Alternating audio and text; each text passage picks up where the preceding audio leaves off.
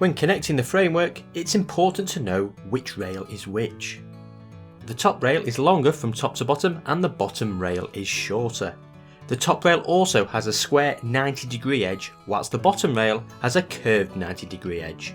On the bottom rail, the curved 90-degree edge faces down and sits in the tray. On the top rail, the square 90-degree edge also faces down. You have two upright profiles, with one wider than the other. The wider profile is for the curved side of the shower, and the thinner profile for the flat side.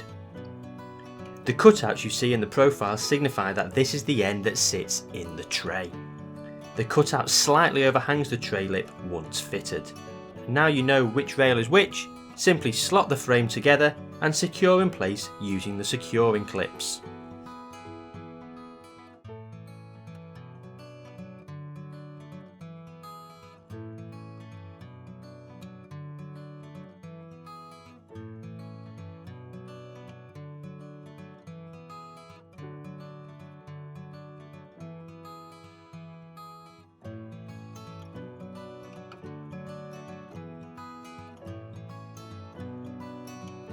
Lift the framework and place into the tray.